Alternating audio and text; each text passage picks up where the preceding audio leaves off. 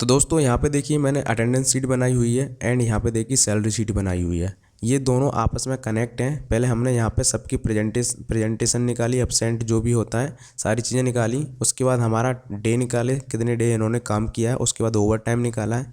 उसके बेस पर हमने जो है यहाँ पे ये सैलरी शीट बनाई हुई है।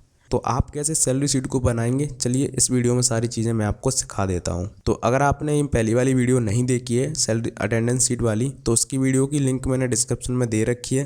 तो आप उस वीडियो को पहले देख लीजिए, फिर आप जो है ना ये सैलरी शीट वाली वीडियो देखिए। तो अब दूसरी शीट में हम सैलरी शीट बनाना सीखेंगे। यहाँ पर मैंने यहाँ पर पहले से बना रखा है। ये सारे नेम्स आपको भी लिख लेना है ना, और इनके बारे में भी आपको बताता जाऊँगा साथ साथ में। तो यहाँ पर मैं इसको क्या है ना थोड़ी फॉर्मेटिंग कर देता हूँ, बड़ा किया। तो सबसे पहले यहाँ पे देखिए बेसिक सैलरी, तो बेसिक सैलरी यहाँ पर मैं भर लेता हूँ। तो ये देखिए यहाँ पर मैंने बेसिक सैलरी भर ली है। अब देखिए पे डेज, तो पे डेज हमें कहाँ से मिलेंगे, तो पे डेज हमको जो ना अटेंडेंस शीट से मिलेंगे। तो ये देखिए ये रहे हमारे पे डेज।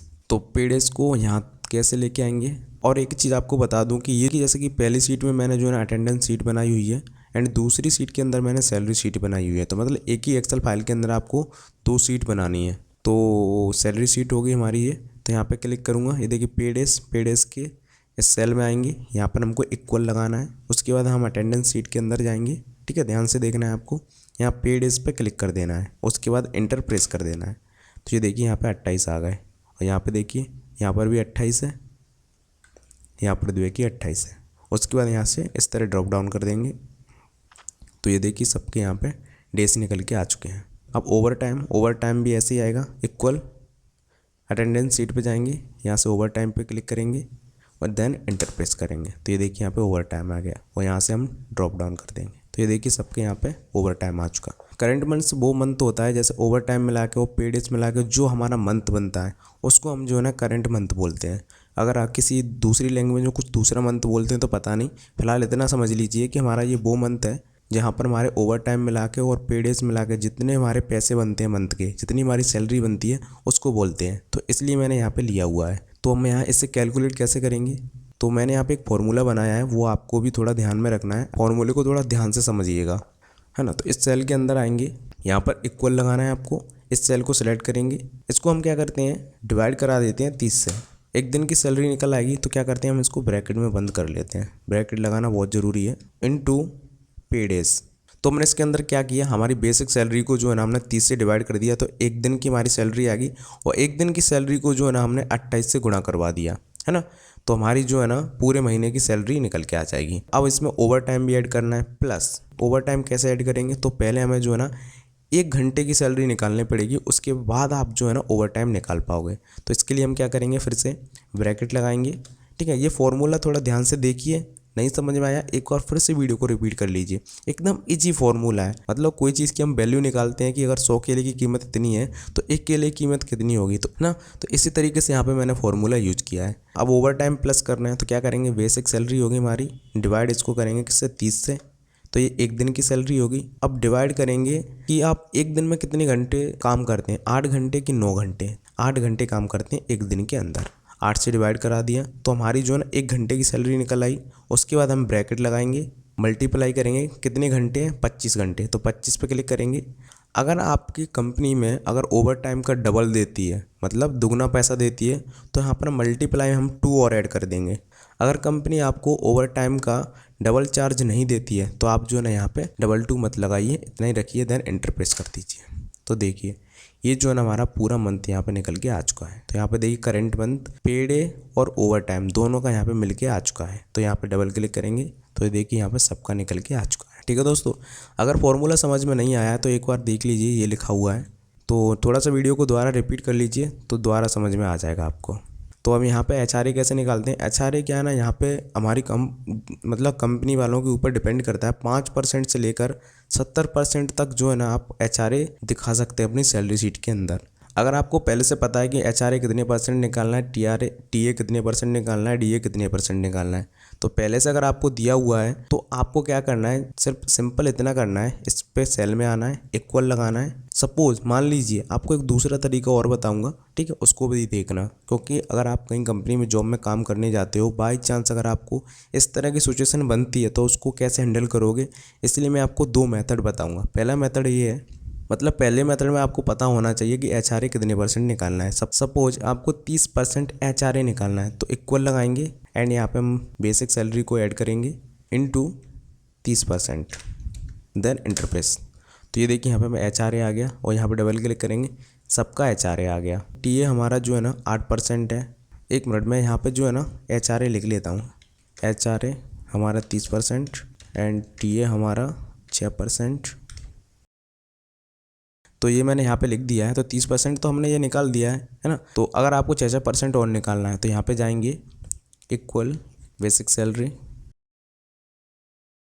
है ना। अब हम निकालते हैं 6% ही हमको डीए निकालना है, तो यहाँ पर मैं ये डीए भी आ गया, ठीक है। तो ये देखिए यहाँ पे ये मैंने निकाल लिया। ये यहाँ पर मैंने कैसे निकाला वो मैंने आपको बता ही दिया है, और यहाँ पर ये कंपनी से पहले आपको दिया हुआ है। बट आपको जो है ना सबका अलग अलग एचआरए डीए टीए निकालना है। तो कैसे निकालोगे, मान लीजिए कि आपको एचआर को कुछ और परसेंट देना है ना, सुपरवाइजर को कुछ और परसेंट देना है, इसको कुछ और परसेंट देना है, तब आप कैसे कैलकुलेट करोगे।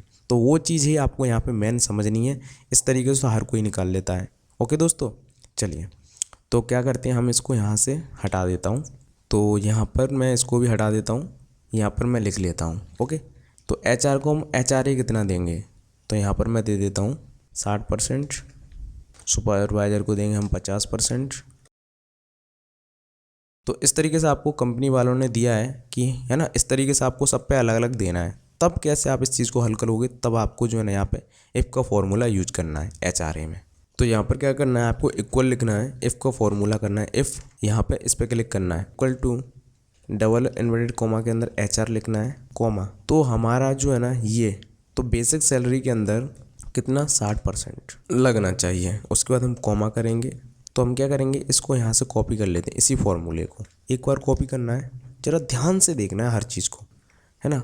अब यहाँ पर हम क्या करेंगे, कंट्रोल V। अगर C4 के अंदर HR है तो उसका जो है ना 60% होना चाहिए। उसके बाद यहाँ C4 के अंदर सुपरवाइज़र है तो उसकी सैलरी पर 50% लगना चाहिए। अब कंट्रोल V करेंगे फिर से। अगर C4 के अंदर मैनेजर है, ठीक है दोस्तों, थोड़ा फॉर्मूला ध्यान से देखना है आपको, थोड़ी मिस्टेक नहीं करना है। अगर फिर भी समझ में नहीं आ रहा है तो मैंने इंस्टाग्राम की लिंक डिस्क्रिप्शन में दे रखी है। अगर सैलरी शीट से कोई भी प्रॉब्लम आ रही है आपको तो आप मुझे ना मैसेज करिए, मैं आपको ज़रूर रिप्लाई दे दूंगा, है ना। तो मैनेजर पर कितने परसेंट देना है, यहाँ पे देखिए 60%। तो यहाँ पे देखिए हमने पहले से लिख रखा है 60%। ये देखिए प्यून बचा है, तो प्यून पे क्या करेंगे, लास्ट में जो बचता है ना उस पर हम जो है ना ऐसे ही डायरेक्ट लिख देते हैं। तो इस फॉर्मूले को ख़त्म किया, उसके बाद इंटरप्रेस करना है, यस कीजिए। ये देखिए यहाँ पे देखिए 27,000 आ चुका है। तो एक बार मैं इसको फिर से समझा देता हूँ आपको। ये देखिए इफ़ का फॉर्मूला यूज किया, अगर C4 के अंदर HR है तो उस पर 60% लगना चाहिए, है ना। ये सुपरवाइज़र है तो 50%, अगर मैनेजर है तो 60, और जो कुछ भी बच गया है, प्यून बचा है ओनली, तो उस पर हमारा 35%। ओके, तो इस तरीके से हमारा जो है ना ये फॉर्मूला काम कर रहा है। तो इस तरीके से यहाँ पे ट्रैक कर देंगे।